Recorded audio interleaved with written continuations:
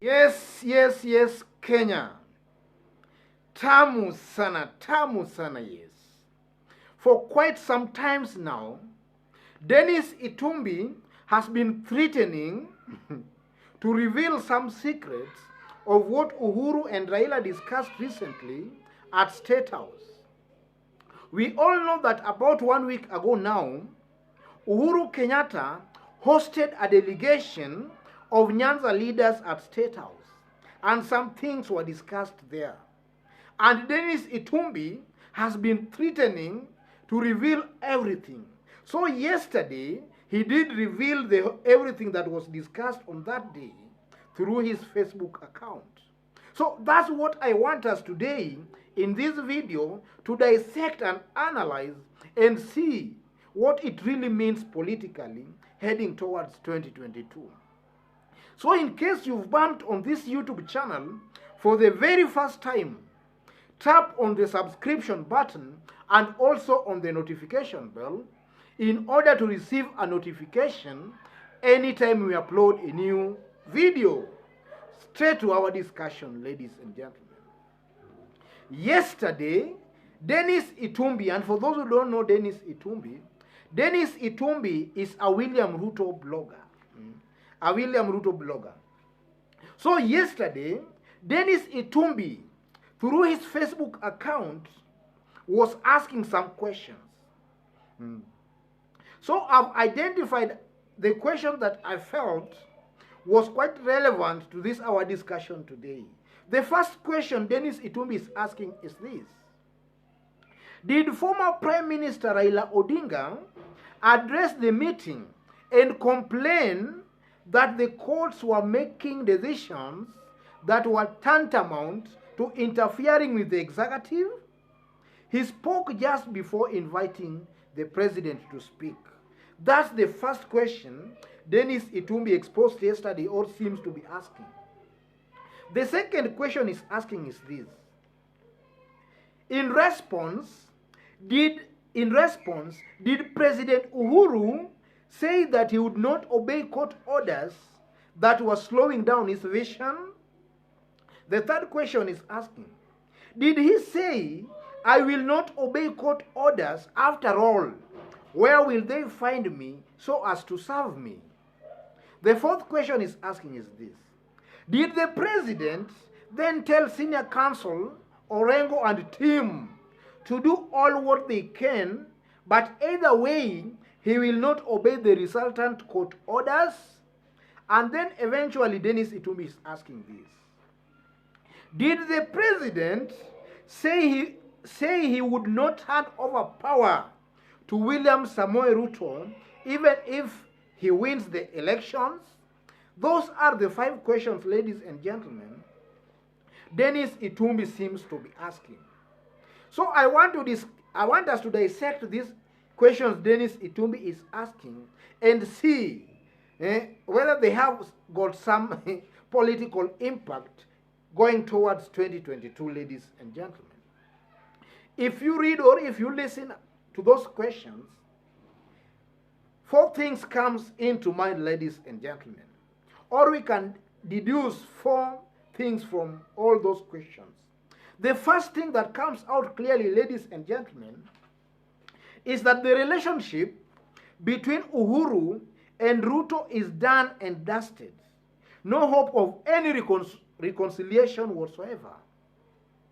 I'm saying this because about a week ago or about 2 weeks ago, there have been some rumors of some frantic and disparate efforts by members of parliament or other leaders allied to one William Ruto.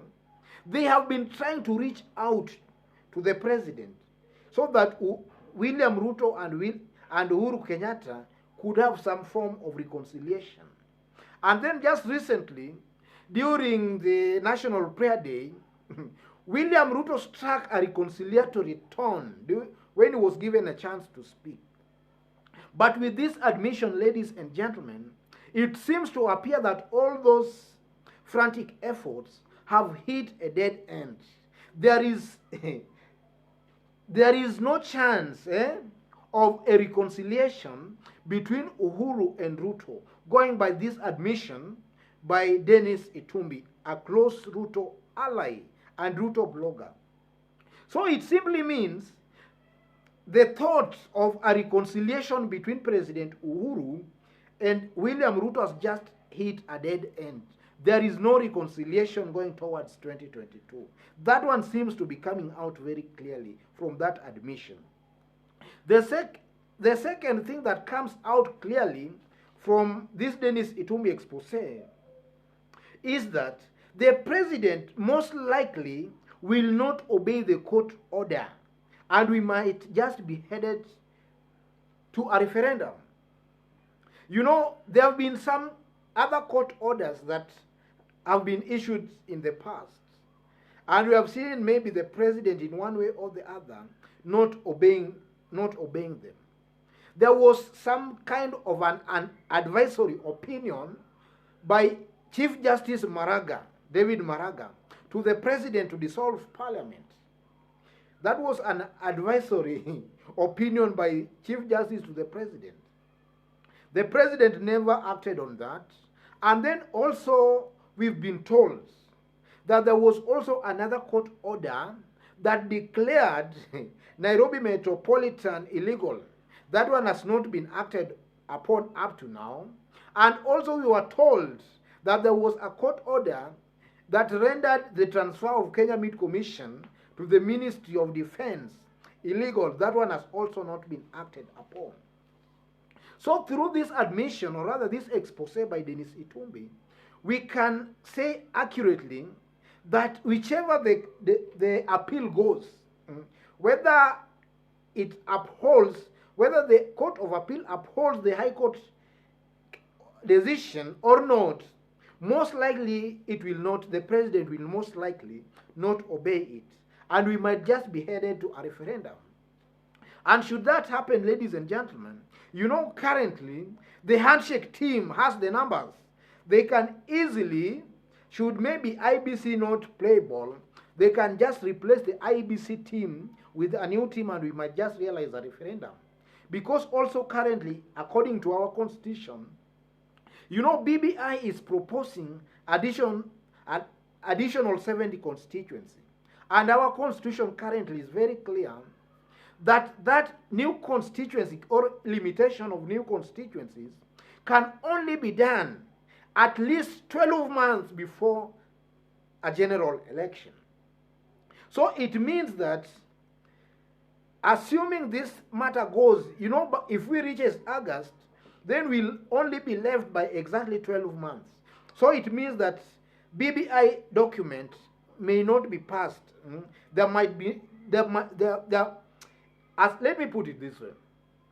Our constitution is very, very clear that for any new constituency to be delimited, it must be done at least 12 months before a general election.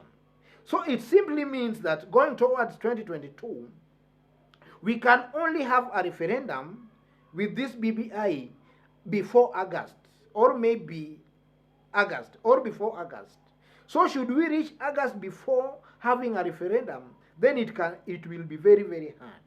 But with the numbers the handshake side has in parliament, they can just amend that, maybe to push it at least 8 months or even 10 months. They have the numbers. The third thing that comes clearly from that admission by Denis Itumbi is that it's not the people to decide who becomes the president, but the system. But the system decides. Because Denis Itumbi is just saying that, did the president say he will not hand over power to William Samoei Ruto, even if he wins the elections? So, through that expose, ladies and gentlemen, and from what we have seen in the past election, we can say that people going to the ballot to vote is just a formality. The person who ultimately decides is the system.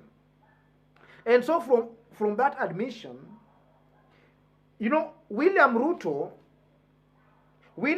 assumes that his case will be different from that of Raila. Because maybe William Ruto knows pretty well that it's the system that decides, because he was part of the system in 2017. So maybe William Ruto is assuming that his votes will not be stolen, that it's only Raila's votes that have all along been stolen and that his votes won't be stolen.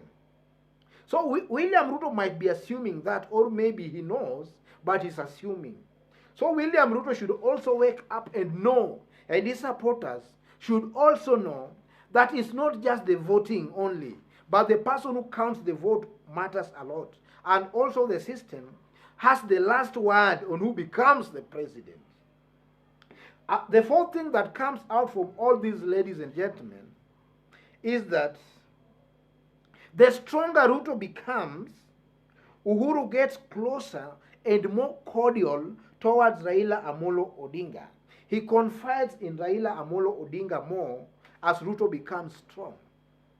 Ladies and gentlemen, sometimes back in this YouTube channel, I did make it very, very clear that a stronger William Ruto is a blessing in disguise to one Raila Amolo Odinga. And a stronger Raila Amolo Odinga is also a blessing in disguise to one William Ruto. The stronger Raila becomes, or the most likely Raila heads towards becoming the president, maybe Ruto is heading towards becoming an opposition leader. And that's a good thing for William Ruto, because it's going to be his first time to contest. And for his first time to contest and become opposition leader, that's a plus. That's a very big achievement on the side of William Ruto. So the stronger William Ruto becomes, the more likely Uhuru Kenyatta is more likely to endorse Raila Amolo Odinga. Because a stronger William Ruto leaves Uhuru Kenyatta and the handshake team with no option but now to identify the most popular candidate, the strongest candidate, to face it off with one William Ruto. So a stronger William Ruto is just making it, is just advancing chances of Raila becoming the president. And that is coming out very clearly, because for Uhuru to confide in Raila that he will not hand over power to William Ruto even if he wins, then it means that he considers Raila Amolo Odinga as a very close confidant, that he can also maybe reveal such thing to him. So it means as Ruto becomes strong, Raila is more likely to be the president. So ladies and gentlemen, from this expose by Denis Itumbi, I think it just reveals to us what we should expect going towards 2022. We must first of all expect a referendum on the BBI document. Secondly, we must also expect that most likely Uhuru Kenyatta will definitely or most likely endorse Raila Amolo Odinga, because it's only Raila who currently, going with our political realities now, has muscles enough to battle it out with William Ruto. Otherwise, if you've bumped on this YouTube channel for the very first time, let me remind you, just as I did mention when we were starting, that tap on the subscription button and also kindly give this video a like. And also, I've also pinned my WhatsApp number on the comment section. You can contact me through my WhatsApp number for some private chat, or maybe if you have some private information to share with me, contact me through my WhatsApp number, or even maybe if you want to support this show, contact me through my WhatsApp number. God bless you. God bless Kenya. Tamu sana. Tamu sana.